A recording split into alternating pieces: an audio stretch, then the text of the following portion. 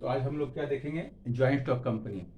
ठीक है, joint stock company में सबसे पहले आप समझ लेते हैं ज्वाइंट स्टॉक कंपनी है क्या। कंपनी व्यवसायिक संस्थाओं का एक न्यू फॉर्मेट है जिसकी उत्पत्ति क्या है, सॉल्व प्रोप्राइटरशिप की समस्याओं को समाप्त करने के लिए पार्टनरशिप आया और पार्टनरशिप की समस्याओं को समाप्त करने के लिए कंपनी का निर्माण हुआ। तो कंपनी है क्या, आप शॉर्ट में इसके बारे में लिख सकते हैं। लिखिए ज्वाइंट स्टॉक कंपनी। ठीक है, आप लिखिए कंपनी कानून के द्वारा निर्मित वह कृत्रिम व्यक्ति है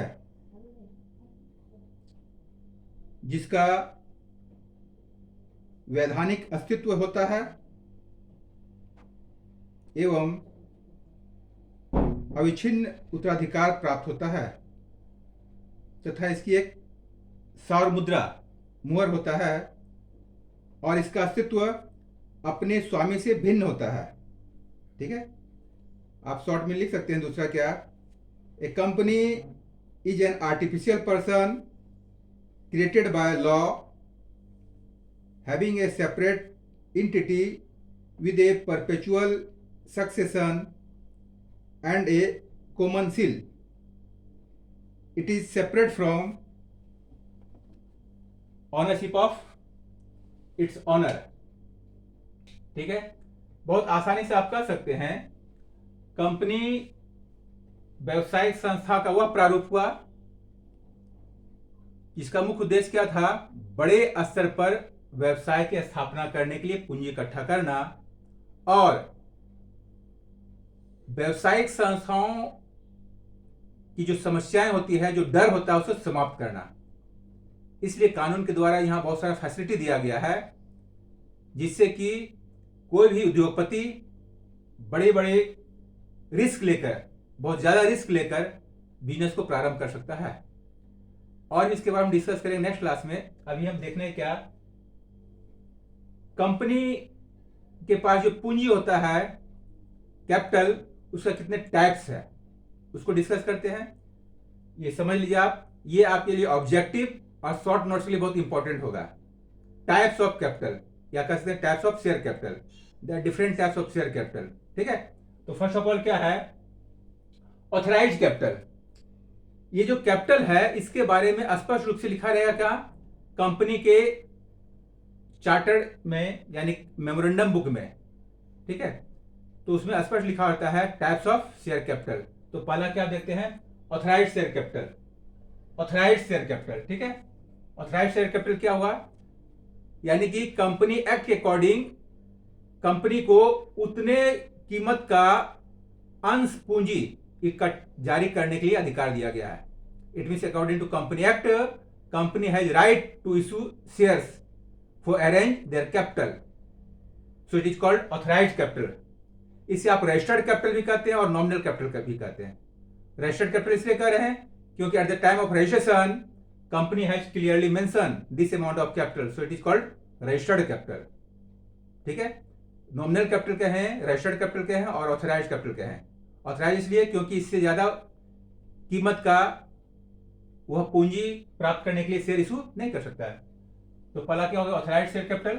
दूसरा क्या होता है, issued share capital. Issued share capital, जारी किए गए अंश पूंजी। It means that part of authorised capital which will be issued by company for subscription of public known as issued share capital. यानी कि ऑथराइज्ड शेयर कैपिटल का वह part, authorised capital का वह पार्ट जिसे कंपनी ने अंशधारियों के लिए यानी कि आम जनता को खरीदने के लिए जारी किया हो, उसे क्या कहेंगे आप, इशूड शेयर कैपिटल। ठीक है, नेक्स्ट क्या होता है, unissued share capital. It means बहुत सिंपल है, that part of authorised capital which will be not issued by company for public for subscription known as unissued share capital. यानी कि वह अंश पूंजी जिसे पब्लिक के लिए इशू नहीं किया गया हो, क्या कहेंगे आप, अनइशूड शेयर कैपिटल। नेक्स्ट क्या है, सब्सक्राइब शेयर कैपिटल, यानी कि विकृत अंश पूंजी। ठीक है, that part of issued share capital which will be subscribed by public known as subscribe share capital. जारी की गई अंश का वह भाग जिसे जनता ने खरीद लिया हो। ठीक है, क्या कहलाएगा? Subscribe share capital. कहने का मतलब जितना ऑथराइज्ड शेयर कैपिटल होगा, कंपनी उतना पूरा या उससे कम कीमत का अंश जारी करता है, उसमें से जितना पब्लिक खरीदने के लिए अप्लाई करती है उसे क्या कहेंगे आप? Subscribe share capital. ठीक है, और क्या है? Unsubscribe share capital. It means that part of issued share capital which will be not subscribe by public, यानी कि जारी की गई अंश का वह भाग जिसे खरीदने के लिए जनता ने आवेदन नहीं भेजा हो, अनसब्सक्राइब शेयर कैपिटल कहेंगे। ठीक है, ये हो गया अनइशूड, नेक्स्ट सब्सक्राइब, और ये क्या हो गया? Unsubscribe share capital. नेक्स्ट क्या देखते हैं? Called up capital. Called up capital क्या है? याचित अंश पूंजी, that part of share capital which will be called by company, यानी कि विकृत अंश पूंजी का वह भाग जिसे कंपनी ने मंगाया हो, यानी अंश पूंजी का वह हिस्सा जिसे कंपनी ने आम जनता से मंगाया हो, वह कीमत जिसे जनता ने अभी तक पेमेंट करने के लिए, अभी तक जनता को पेमेंट करने के लिए कंपनी बोली है, क्या कहेंगे आप? कॉल्ड अप, याचित अंश पूंजी। दूसरा क्या है? अनकॉल्ड अप, यानी कि अंश पूंजी का वह भाग जिसे कंपनी अभी मंगाई नहीं है। ठीक है, अनकॉल्ड अप। नेक्स्ट क्या है? Paid up, that part of share capital which will be paid by share holder. Simple, यानी कि वह हिस्सा, वह कीमत जिसे क्या है? वह कीमत जिसे क्या है? अंशधारियों ने भुगतान कर दिया। ठीक है, उसे क्या कहेंगे? Paid up share capital. Next क्या है?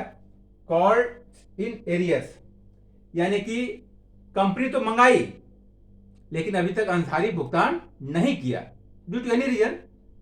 कंपनी के द्वारा मांगा गया है लेकिन अंशधारी उस कीमत का भुगतान करने में किसी कारण बस असमर्थ रहा हो, क्या कहलाएगा? कॉल्स इन एरियर, यानी बकाया रह गया। दूसरा क्या है? Reserve capital.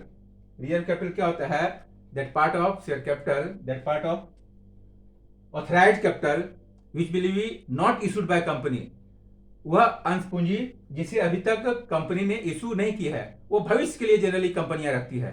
ठीक है, वो क्या कहलाता है? Reserve capital. क्लियर? फिर समझ लीजिए, रिजर्व कैपिटल क्या हो गया?